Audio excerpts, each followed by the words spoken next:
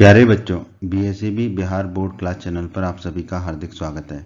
बच्चों, इस वीडियो में हम बीएसईबी यानी कि बिहार बोर्ड के कक्षा 10वीं के गणित के अध्याय 10 व्रत यानी कि सर्कल्स की प्रश्नावली 10.1 के सभी प्रश्नों को हल करेंगे। वीडियो को पूरा एंड तक देखिएगा, जिससे आपको प्रश्नावली 10.1 के सभी प्रश्नों के हल आसानी से समझ में आ जाएंगे। प्रश्न एक में दोस्तों हमसे कहा गया है एक वृत्त की कितनी स्पर्श रेखाएं हो सकती हैं। हमसे ये पूछा है कि एक वृत्त में कितनी स्पर्श रेखाएं हो सकती हैं। तो दोस्तों हम जानते हैं कि वृत्त के एक बिंदु पर एक स्पर्श रेखा हो सकती है। ये हम अध्याय 10 के परिचय के वीडियो में पढ़ चुके हैं। यदि आपने हमारे अध्याय 10 के परिचय का वीडियो नहीं देखा है तो उसे अवश्य देखें। उसमें हमने पढ़ा था वृत्त के एक बिंदु पर एक स्पर्श रेखा हो सकती है। ठीक है, तो अब हम देख लेते हैं कि एक वृत्त में कितने बिंदु हो सकते हैं। ठीक है, उतनी ही स्पर्श रेखाएं होंगी उस वृत्त में। एक वृत्त बना लेते हैं। वृत्त में कितने बिंदु हो सकते हैं? एक, दो, तीन। ठीक है, तो ऐसे कितने भी बिंदु ले सकते हैं हम वृत्त पर। तो हम जानते हैं कि एक वृत्त में अपरिमित रूप से अनेक बिंदु होते हैं, अनंत बिंदु होते हैं। ठीक है, तो अगर अपरिमित रूप से अनेक बिंदु होंगे तो अपरिमित रूप से अनेक जो है स्पर्श रेखाएं भी होंगी, क्योंकि एक बिंदु पर एक स्पर्श रेखा होती है। तो हमारा उत्तर क्या होगा इस प्रश्न का दोस्तों? अतः एक वृत्त की अपरिमित रूप से अनेक स्पर्श रेखाएं हो सकती हैं। ठीक है, तो उत्तर क्या होगा? अपरिमित रूप से अनेक। ठीक है, तो हमारे पहले प्रश्न का उत्तर है अपरिमित रूप से अनेक स्पर्श रेखाएं हो सकती हैं। प्रश्न दो में दोस्तों हमसे कहा गया है रिक्त स्थानों की पूर्ति कीजिए।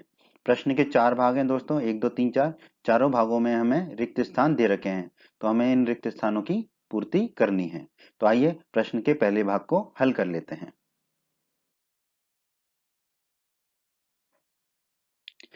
प्रश्न दो का पहला भाग दोस्तों, किसी वृत्त की स्पर्श रेखा उसे रिक्त स्थान बिंदुओं पर प्रतिच्छेद करती है। तो हमें बताना है कि किसी वृत्त की स्पर्श रेखा उसे यानी कि वृत्त को कितने बिंदुओं पर प्रतिच्छेद करती है। दोस्तों प्रश्न 2 को हल करने के लिए आप हमारे अध्याय 10 के परिचय का वीडियो अवश्य देखें, उससे आपका प्रश्न 2 अपने आप हल हो जाएगा। ठीक है, तो दोस्तों अध्याय 10 के परिचय के वीडियो में हमने पढ़ा था किसी वृत्त की स्पर्श रेखा वह रेखा है जो वृत्त को केवल एक बिंदु पर प्रतिच्छेद करती है। ठीक है, जैसे कि एक वृत्त है। ठीक है, ये एक स्पर्श रेखा होगी पी क्यू। तो स्पर्श रेखा वह रेखा होगी जो वृत्त को सिर्फ एक बिंदु पर प्रतिच्छेद करेगी, जैसे यहाँ पर बिंदु ए को प्रतिच्छेद कर रही है। तो उत्तर क्या हो जाएगा हमारा? एक। ठीक है, एक हो जाएगा हमारा उत्तर। किसी वृत्त की स्पर्श रेखा उसे यानी कि वृत्त को एक बिंदु पर प्रतिच्छेद करती है। तो हमारे प्रश्न के पहले भाग का उत्तर हो जाएगा दोस्तों एक। प्रश्न के दूसरे भाग में दोस्तों हमसे कहा गया है वृत्त को दो बिंदुओं पर प्रतिच्छेद करने वाली रेखा को डैश कहते हैं। ठीक है, क्या कहते हैं हमें बताना है।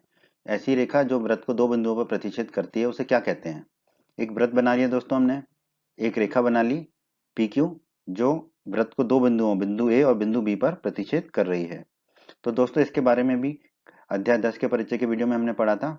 रेखा पी क्यू और वृत्त में दो विनिष्ट बिंदु ए और बी हैं। इस दशा में हम रेखा पी क्यू को क्या कहते हैं? वृत्त की छेदक रेखा कहते हैं। ठीक है, तो हमारे इस प्रश्न का क्या उत्तर होगा? वृत्त की को दो बिंदुओं पर प्रतिच्छेद करने वाली रेखा को क्या कहते हैं? छेदक रेखा कहते हैं। ठीक है, ठीक है, इसको ऐसे भी समझिए जैसे कि वृत्त में छेद कर रहे हैं ना, छेद करके अंदर घुस गई और फिर बाहर निकल गई। ठीक है, तो वृत्त की छेदक रेखा कहते हैं। ठीक है, ये अध्याय 10 के परिचय के वीडियो में हम अच्छे से पढ़ चुके हैं। तो प्रश्न के दूसरे भाग का उत्तर होगा दोस्तों हमारा छेदक रेखा। प्रश्न के तीसरे भाग में दोस्तों हमसे कहा गया है एक वृत्त की खालिस्तान समांतर रेखाएं हो सकती हैं। मतलब एक वृत्त में कितनी समांतर स्पर्श रेखाएं हो सकती हैं, समांतर होंगी वो स्पर्श रेखाएं, तो कितनी हो सकती हैं अधिकतम, ये हमें बताना है। हमने एक वृत्त बना लिया। ठीक है, एक बिंदु लिया वृत्त पर, एक स्पर्श रेखा खींच ली ए बी और दूसरी स्पर्श रेखा खींच ली एक्स वाई, जो कि समांतर है। इसके अलावा समांतर कोई स्पर्श रेखा हम वृत्त पर नहीं खींच पाएंगे। ठीक है, तो हम कितनी स्पर्श रेखाएं खींच सकते हैं समांतर वृत्त पर? दो। ठीक है, ये दो ही स्पर्श रेखाएं समांतर होंगी। ठीक है, जो कि हम वृत्त पे खींच सकते हैं। इसके अलावा अगर कोई खींचेंगे तो वो छेदक रेखा होगी। तो हम कह सकते हैं एक वृत्त की दो समांतर स्पर्श रेखाएं हो सकती हैं। ठीक है, तो हमारे इस खालिस्तान का उत्तर क्या होगा दोस्तों? दो। ठीक है, तो प्रश्न के तीसरे भाग का उत्तर होगा दोस्तों दो।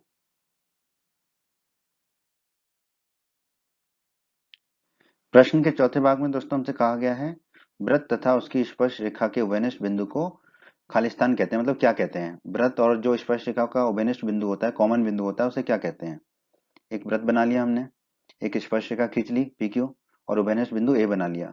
तो दोस्तों इसके बारे में अध्याय 10 के परिचय के वीडियो में हमने पढ़ा था, स्पर्श रेखा और वृत्त के उभयनिष्ठ बिंदु को स्पर्श बिंदु कहते हैं। ठीक है, तो हमारे इस खालिस्तान का उत्तर क्या हो जाएगा दोस्तों? स्पर्श बिंदु। तो प्रश्न के चौथे भाग का उत्तर हो जाएगा दोस्तों हमारा स्पर्श बिंदु। प्रश्न 3 में दोस्तों हमसे कहा गया है 5 सेंटीमीटर त्रिज्या वाले एक वृत्त के बिंदु P पर स्पर्श रेखा PQ केंद्र O से जाने वाली एक रेखा से बिंदु Q इस प्रकार मिलती है कि OQ बराबर 12 सेंटीमीटर है, तो PQ की लंबाई क्या होगी? ठीक है, इसमें हमें 4 विकल्प दे रखे हैं। विकल्प A है 12 सेंटीमीटर, विकल्प B है 13 सेंटीमीटर, विकल्प C है 8.5 सेंटीमीटर और विकल्प D है अंडर रूट के अंदर 119 सेंटीमीटर। तो आइए प्रश्न को हल कर लेते हैं। पहले तो हमने एक वृत्त बना लिया जिसका कि केंद्र O है। केंद्र O है, ये हमें प्रश्न में दिया गया है। ठीक है, फिर हमें प्रश्न में क्या दिया गया है? वृत्त की त्रिज्या 5 सेंटीमीटर है। 5 सेंटीमीटर त्रिज्या वाला वृत्त बोला है। ठीक है, तो OP बराबर 5 सेंटीमीटर ले लिया हमने। ठीक है, OP क्योंकि वृत्त की त्रिज्या कितनी है? 5 सेंटीमीटर की है, तो OP हो गया हमारा 5 सेंटीमीटर का। फिर हमसे प्रश्न में कहा गया है PQ बिंदु P पर स्पर्श रेखा है। देखो बिंदु P जो है पर स्पर्श रेखा कौन सी है? PQ है। ठीक है, तो बिंदु P एक जो है वहां से एक स्पर्श रेखा जाएगी PQ। ठीक है, तो हमने PQ एक स्पर्श रेखा बना ली बिंदु P से। ठीक है, तो और हमें दे रखा है कि OQ बराबर है 12 सेंटीमीटर, प्रश्न में दे रखा है। तो O और Q को जोड़ लें। ठीक है, तो जो भी लंबाई आएगी वो कितनी दे रखी है हमें? 12 सेंटीमीटर प्रश्न में दे रखी है। और हमें निकालना क्या है? PQ की लंबाई। हमें ये PQ की लंबाई निकालनी है। तो दोस्तों हमने प्रमेय 10.1 के वीडियो में सिद्ध किया था कि वृत्त के किसी बिंदु पर स्पर्श रेखा स्पर्श बिंदु से जाने वाली त्रिज्या पर लंब होती है।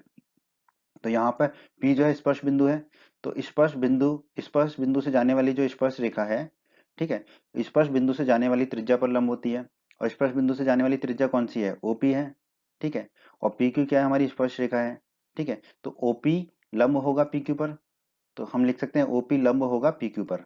ठीक है, OP और PQ एक दूसरे पर लंब होंगे। ठीक है, तो यहाँ पे हमने 90 डिग्री का कोण दिखा दिया। ठीक है, अगर ये 90 डिग्री का कोण है कोण P, तो त्रिभुज OPQ, त्रिभुज OPQ जिसे हमने हरे रंग से दिखाया है, ये एक समकोण त्रिभुज होगा। समकोण त्रिभुज OPQ में हम लगा देंगे अब पाइथागोरस प्रमेय। पाइथागोरस प्रमेय क्या होती है दोस्तों? लंब का वर्ग धन आधार का वर्ग बराबर कर्ण का वर्ग। ठीक है, अब यहाँ पर लंब क्या है हमारा? लंब क्या है? ये जो भुजा है हमारी OP, ये लंब है।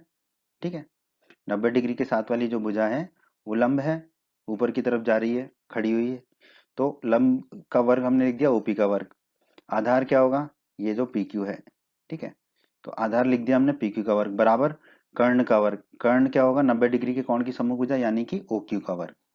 ठीक है, तो हमने लिख दिया OQ का वर्ग। अब हमें निकालना क्या था? PQ। तो PQ को तो हम रख देंगे बाईं तरफ ही, PQ के वर्ग को। ठीक है, बराबर दाईं तरफ OQ का वर्ग था तो OQ का वर्ग लिख दिया। अब ये OP का वर्ग दाईं तरफ जाएगा तो ऋण के OP का वर्ग हो जाएगा।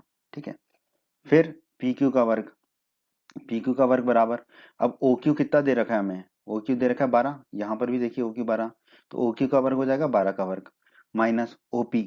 ठीक है, OP कितना दे रखा? 5 सेंटीमीटर, यहाँ पे भी देख सकते हैं 5 सेंटीमीटर, तो OP का वर्ग लिख देंगे हम 5 सेंटीमीटर का वर्ग। अब तो बहुत ही आसान है, PQ का वर्ग बराबर आ गया हमारा 12 का वर्ग माइनस 5 का वर्ग। तो PQ का वर्ग बराबर हो जाएगा, 12 का वर्ग होता है 144, फिर माइनस का चिन्ह लगा देंगे, और 5 का वर्ग होता है 25। तो PQ का वर्ग आ जाएगा दोस्तों 144 में से 25 घटाएंगे तो 119, तो PQ का वर्ग आ गया 119। अब दोनों तरफ हम ले लेते हैं वर्गमूल अंडर रूट, तो PQ के वर्ग का अंडर रूट होगा PQ। ठीक है, और 119 का अंडर रूट होगा अंडर रूट 119, तो PQ आ जाएगा हमारा अंडर रूट 119 सेंटीमीटर। अब आप देखिए कौन से विकल्प में अंडर रूट 119 सेंटीमीटर है? विकल्प डी में। ठीक है, तो हमारा विकल्प डी क्या होगा? सही होगा। ठीक है, तो हम कह सकते हैं कि अतः विकल्प डी सही है। यही हमारे इस प्रश्न का उत्तर है, PQ बराबर अंडर रूट 119 सेंटीमीटर, या हम कहते हैं कि विकल्प डी सही है। प्रश्न 4 में दोस्तों हमसे कहा गया है एक वृत्त खींचिए और एक दी गई रेखा के समांतर दो ऐसी रेखाएं खींचिए कि उनमें से एक स्पर्श रेखा हो तथा दूसरी छेदक रेखा हो। बहुत ही आसान प्रश्न है दोस्तों, इसको हल कर लेते हैं। तो हम रचना करते हैं, पहले एक वृत्त खींचते हैं। तो हमने एक वृत्त बना लिया, O को केंद्र मानकर एक वृत्त बना लिया। ठीक है, अब हम क्या करेंगे, एक रेखा PQ खींच लेते हैं। तो हमने एक रेखा PQ खींच ली, ठीक है। अब क्या करेंगे, रेखा PQ के समांतर एक स्पर्श रेखा XY खींचते हैं। तो रेखा PQ के समांतर एक स्पर्श रेखा XY खींची, जो कि वृत्त को एक बिंदु A पर प्रतिच्छेद करती है, ठीक है। जो कि वृत्त को कहाँ प्रतिच्छेद करती है, बिंदु A पर। हम जानते हैं कि स्पर्श रेखा वृत्त को सिर्फ एक ही बिंदु पर प्रतिच्छेद करती है, वो बिंदु मान लिया हमने है A। तो XY यहाँ पर क्या होगी, हमारी स्पर्श रेखा। तो XY हो गई स्पर्श रेखा जो कि समांतर है दी गई रेखा PQ के। अब जो है रेखा PQ के समांतर एक छेदक रेखा खींच लेते हैं हम MN। MN एक छेदक रेखा खींच ली। छेदक रेखा और वृत्त में क्या होता है, दो बिंदु बेनिष्ठ होते हैं, जो कि वृत्त के दो बेनिष्ठ बिंदुओं को कहाँ प्रतिच्छेद करी है, बिंदु C पर और बिंदु D पर, ठीक है। तो ये हो गई हमारी छेदक रेखा। तो MN होगी हमारी छेदक रेखा। तो PQ के समांतर हमने स्पर्श रेखा खींची XY, ठीक है, और PQ के समांतर हमने एक छेदक रेखा खींची MN, ठीक है। तो हम कह सकते हैं कि PQ के समांतर है XY और XY के समांतर है MN, यानी कि ये तीनों आपस में है समांतर रेखाएं, ठीक है। और यही हमें करना था, यही हमें खींचना था। तो यही हमारे इस प्रश्न का उत्तर भी है दोस्तों।